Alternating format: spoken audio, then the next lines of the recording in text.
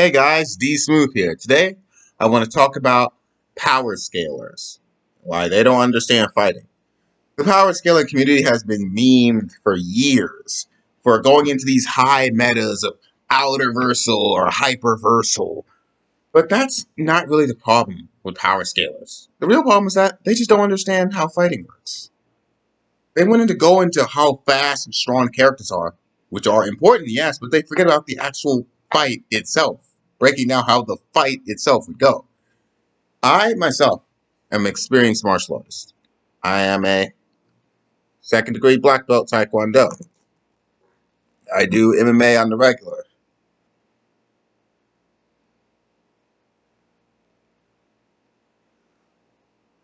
I I practice Brazilian jiu-jitsu, aikido, boxing, judo, kickboxing, Wing Chun, and others.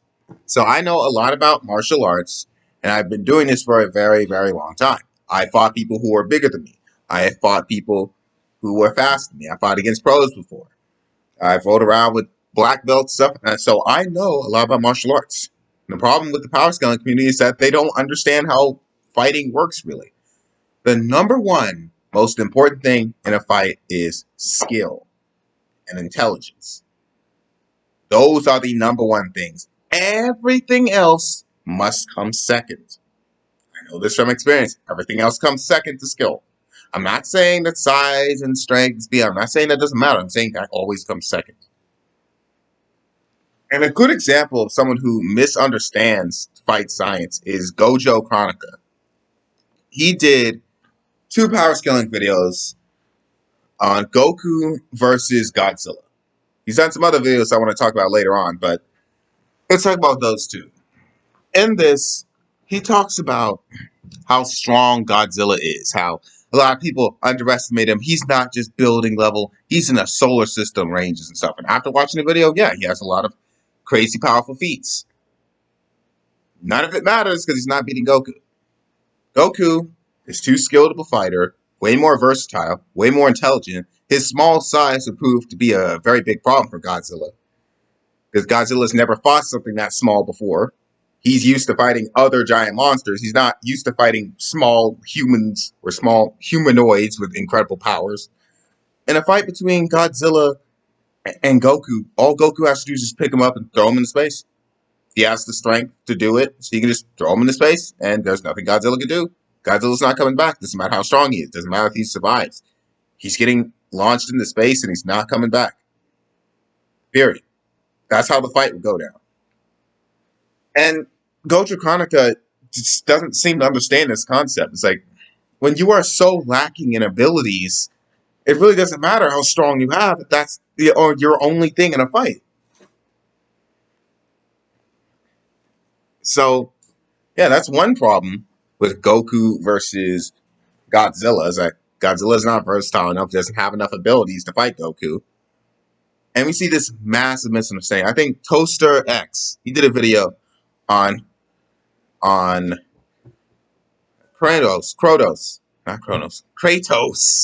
versus Goku. And he scales Kratos up to the hyperversal or outerversal ranges. I have no problem with that. He's in Kratos' only abilities is super strength and a healing factor. That's it.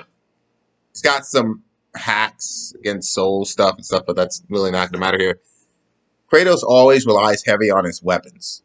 Without his weapons, he's just a strong guy. And that's the problem when faced up against someone as incredibly skilled and as versatile as Goku. Goku is so skilled of a fighter, master in every martial art on the planet.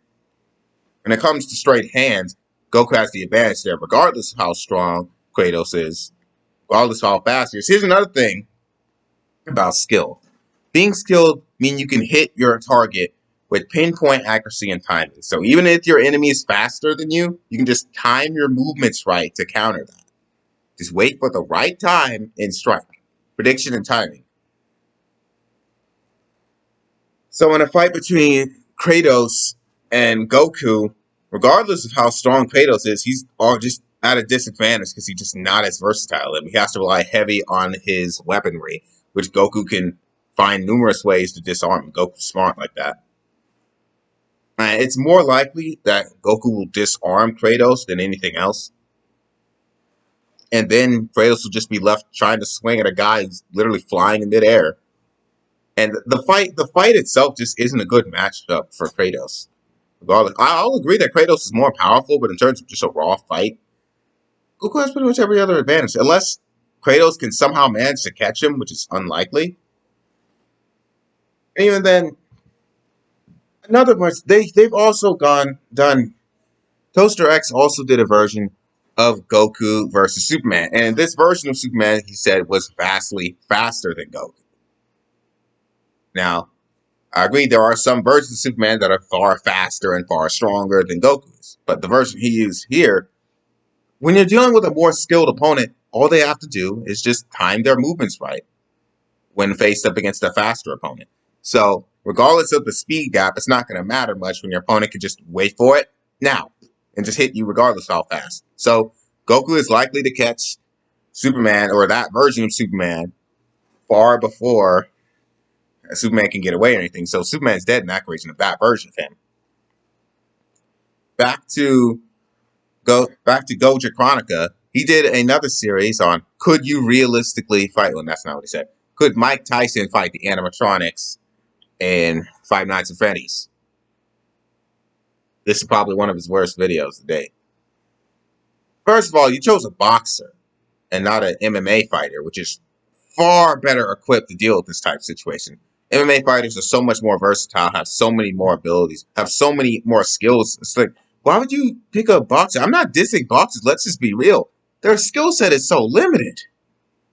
It's just a bad choice to begin with. And two, he states in the video, he scales the animatronics to a large wall level and say that that's far beyond the skill. Because he says, well, some people prefer skill over power, but against this, it's too much. First of all, that's not too much. And you scaled them wrong, by the way. One of the animatronics, in the Bite of 87, one of the animatronics crushed a human skull. It was a child skull. Not an adult, a child. Way weaker, way smaller. So that doesn't really scale properly. And two, even if it was true, it's still not too much for a world-class fighter to get around. There's videos of literally the world's strongest man, this huge dude, just being dominated by a BJJ black belt. In the ground game, just out wrestling him, out grappling him because of his insane levels of skill. So, no, it's not too big for the skill gap to outmatch it. And two, Mike Tyson isn't stupid. We're talking about an overall survival. We're talking about survival situation. Mike Tyson, he's most likely going to say, fuck the rules, take off the gloves, and try hitting them with objects. Mike Tyson's smart enough to evade a lot of the animatronics attack. That thing is slow. And by the way, running speed does not equal fighting speed. Fighting is about moving your individual limbs. Running is about moving your whole body from point A to point B. We're talking about moving individual limbs. That's how fighting works, both in stand-up and in grapple game. So, no, that animatronics, you look at those designs, especially the older designs, those Five Nights at Freddy's animatronics, they do not look agile at all. I don't care how fast they can run. That thing is not agile. That thing cannot move around. That thing definitely ain't throwing no backflips or nothing. That thing is not agile. I can outmaneuver that thing. I'm confident I can. So there's no way. Mike Tyson, we're talking about the same guy who bit off a guy's ear and also grew up in the streets, getting in the street fight. So he's very likely to say F the rules. I'm going to cheat as much as I want. We're talking about survival of finish. He's probably going to get an object, start hitting him with it. Really, to defeat those things, all you got to do is just knock them off balance. They hit the ground. They're not getting back up. I refuse to believe that thing is capable of standing back up. And yeah, that thing's just going to jerk, just on the ground, on its back, unable to get back up. Yeah, fight over. Now, if you're talking about a regular, normal human, then yeah, they probably would not have the skill to outfight that thing. Mike Tyson definitely would. That's weird that you chose Mike Tyson, but sure, go with that premise. And overall, power scalers fail to display an understanding of how fighting works. They get so obsessed in scaling the character's capabilities, they forget about the actual fight and like breaking down how the fight itself would work. That's the number one most important thing. It's like a game of chess. It's how fighting works. And this is just the power with power scaling community. They're too focused on scaling and not enough on the actual fight. I can go into more examples, but I want you guys in the comments to tell me your examples of when power scale is screwed up and forgot about how fighting actually worked. Give me your examples below. Tell me what you think. Like, subscribe. See you guys later.